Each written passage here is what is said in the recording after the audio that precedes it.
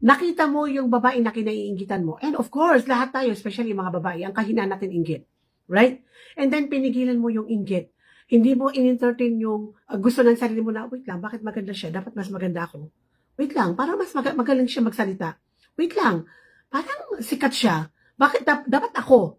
And then, hindi mo siya in-entertain yung kagustuhan ng sarili mo. And then, you remember Allah subhanahu wa ta'ala. And then, nagsabi ka ng Allahumma zid wa barik. Ya Allah, dagdagan mo pa yung kagandahan ng kapatid ko, yung kayamanan ng kapatid ko, yung katalinuhan ng kapatid ko. Wa barik.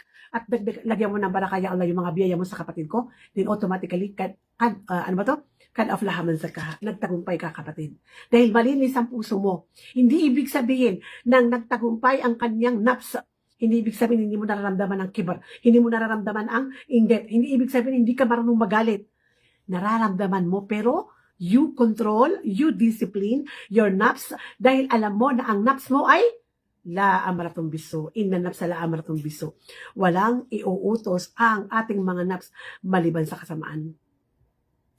Ito ang sinabi ng Zulaika nang siya ay madly in love kay Yusuf alayhi salam. And then when she finally realized kung gaano kadaming kahalayan at kahayupan at kahiyan na pinaggagawa niya para lang mapasa kanya ang Yusuf.